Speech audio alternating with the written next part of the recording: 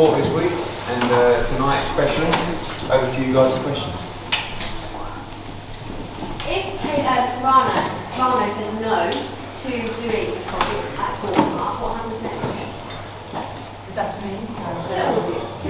To Eddie.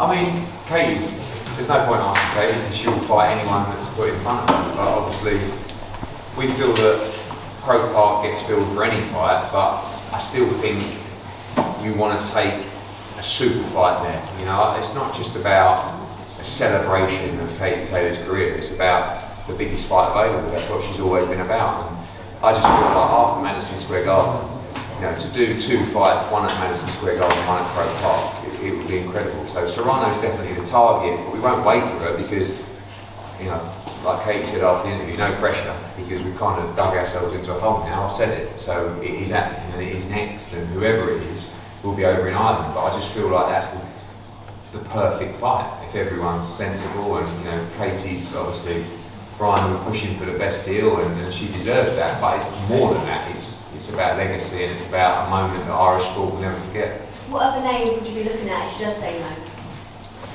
Look, we've got a great fight next week between Chantel Cameron and Jessica McCaskill for undisputed at 140. Alicia Baumgardner might move up to 135 pounds. You've got Holly Holm.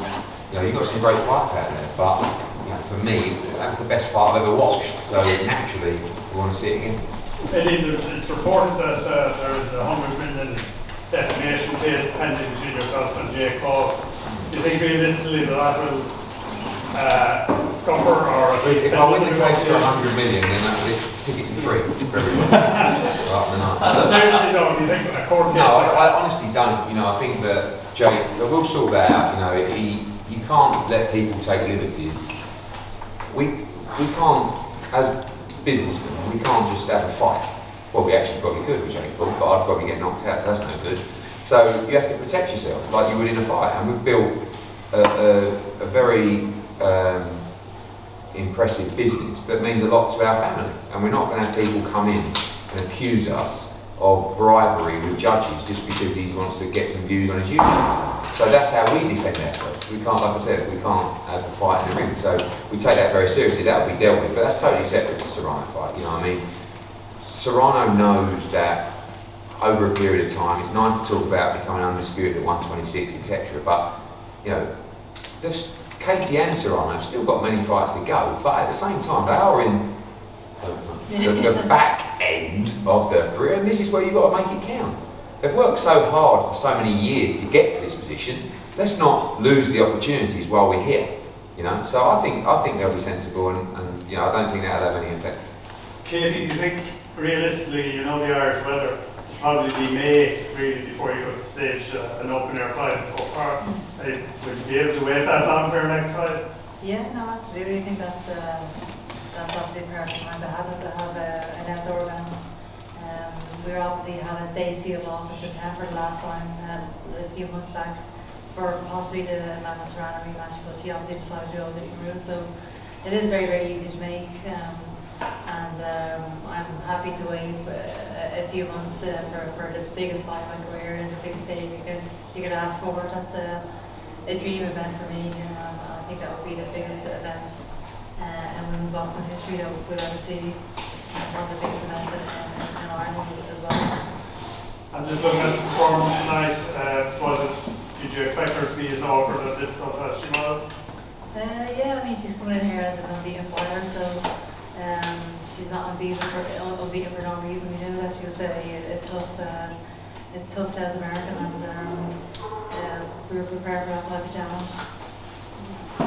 You essentially set Serrano an ultimatum. Are you confident that she will accept the fight for next summer? I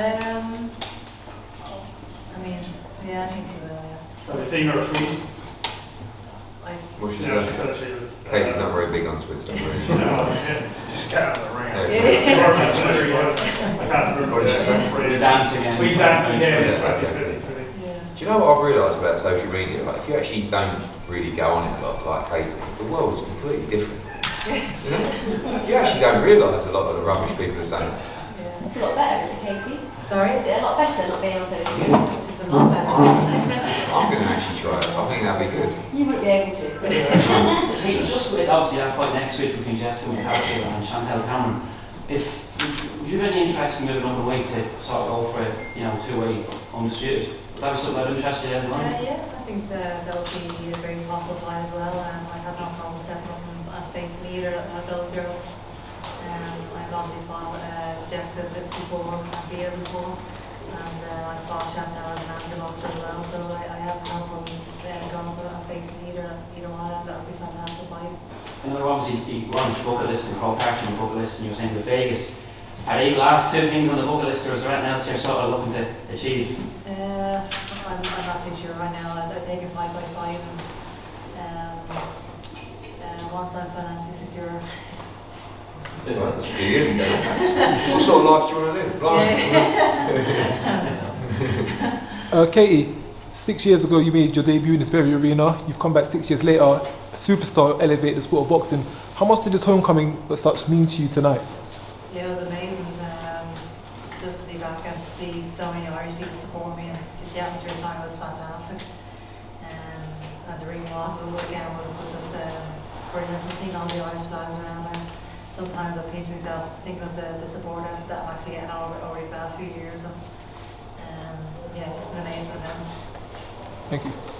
You've organised like huge mega fights here in Wembley and elsewhere. I mean, thinking ahead, how big would Crow Park be in comparison to that? Because I mean, there's never been an event that big in Ireland before. Well, for all those reasons, and for the the journey that we've been on, it would be the biggest thing we've ever done in boxing. You know, I think I messaged Brian Peters this week, and I think he said that it would be your biggest night. And obviously, selfishly, you look for those nights. I mean, Madison Square Garden.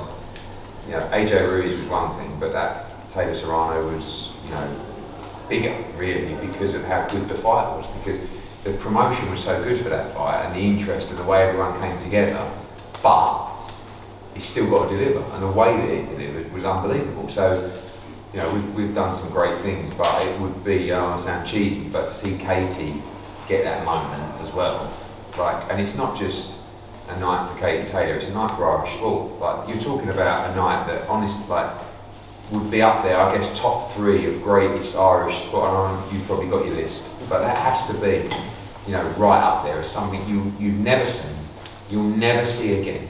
You've got so many good Irish fighters coming through now. Gary Cully was exceptional tonight. He could end up fighting for the world lightweight title on that card. I just, personally, it's something that we've got to do, I just feel that you've got the kind of country that will come together for a night like that. And for sport, for boxing, for Katie, everything. And, it would just be amazing to see. The atmosphere would be incredible. And when did you decide to make such an emphatic statement after the fight, like saying this is the next when I fight? started getting booed.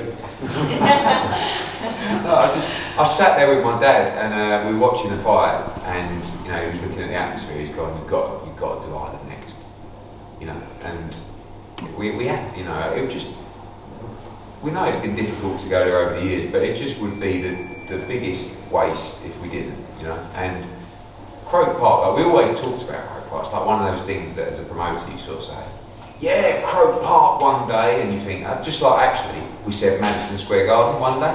I used to say when Kate was starting, one day she'll fill Madison Square Garden. I think, absolutely no chance, and then obviously she does.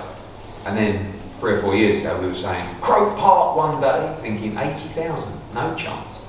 And then now we've got fights that do it, and you've got to make the most of it. Eddie, you mentioned Gary there. Is there anybody else from an Irish context or an Irish you'd like to see involved in the card? Yeah, I mean, obviously we've got Kevin Ojarko coming through, ready for a big fight. You've got Thomas Carty's going to probably box November 26th as well. Gary Cully, I mean, loads of Irish fighters, and I just feel like everybody would just do anything to get on that card, which means you can give them really tough fights to get on.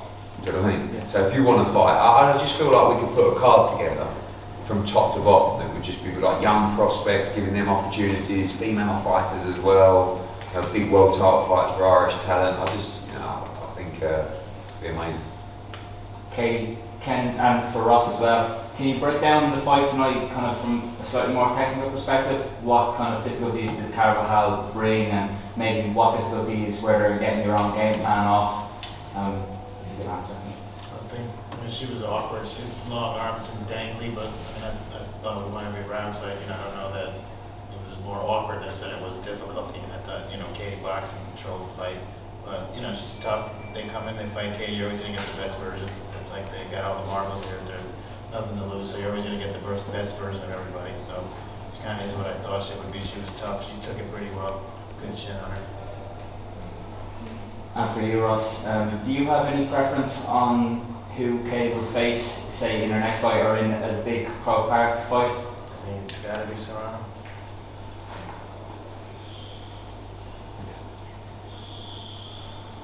Katie, did you try hard or did you obviously to knock her out? And then did you decide kind of at around the 7th round that you just see it through? I mean, I don't think you're ever going to a fight trying to knock somebody out. The knockout usually just comes. You just go in and you're expecting a tough 10-round fight. You just go in and box. If the knockout comes, that's great, but it has to flow. But I did hurt her a couple of times, I think, during the fight. But Actually, after the 7th round. Yeah, like Ross said, she took it very well and she was game and she fought back. And these two South Americans, but I convinced them very, very convincing win. Obviously, I think it was very well at stages during the fight. And just with Croke Park, have you a sort of a time frame in your mind as to sort of what month next year we'll be looking at? Not really. I mean, it's a good question earlier about waiting.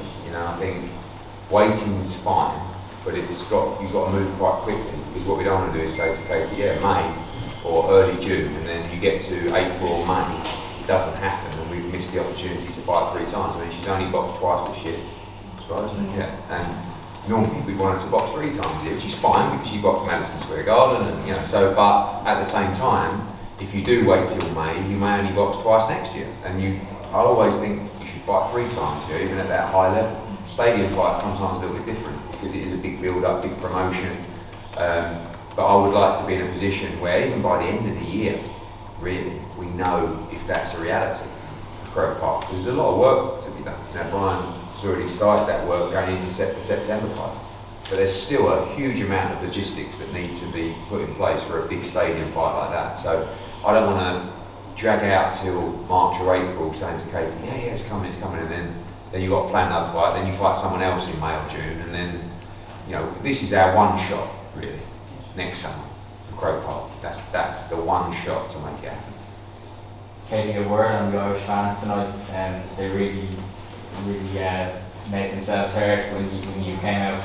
Just a word on that. Yeah, amazing. I was even backstage just about to make my ring walk and hear the chants of Olay Olay in the stadium. I didn't know what to expect tonight, to be quite honest. I wasn't sure how the stadium was going to be, but just stepping out and seeing the amount of people there, the support was just fantastic. And really, I'm just so humbled by all the support I've been getting over the last few years. And it's one of the reasons why I'd love to give them a big show on Croke Park. I think this is as much for them as it is for me, for all the support they've given me over the last few years.